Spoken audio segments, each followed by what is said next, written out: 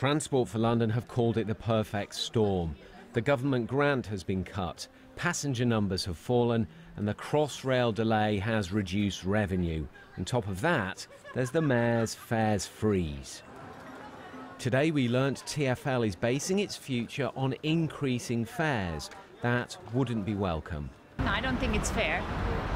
It's quite high. I mean, the tube prices are quite high, but not the bus prices. It's bound to cost, hit people in the pocket, isn't it? They've still got to travel, they've still got to get to work. I've got friends that live in Zone 4 and they're paying a couple of grand a year. I suppose again it's all right if it works. I mean, they're always having delays, so they're getting more and more irate about it, really. TfL wants fares to increase at inflation plus 1%.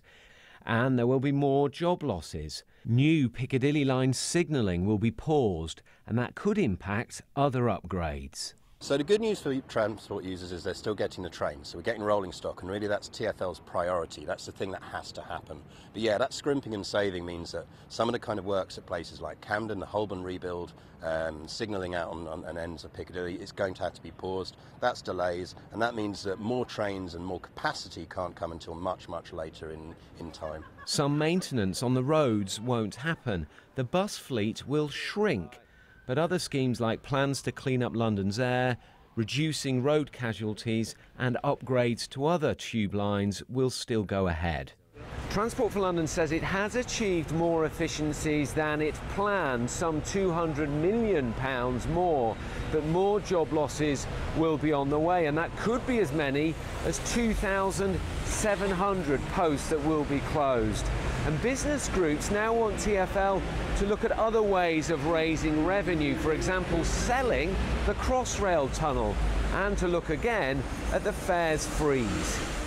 And any fare increase is up to the Mayor.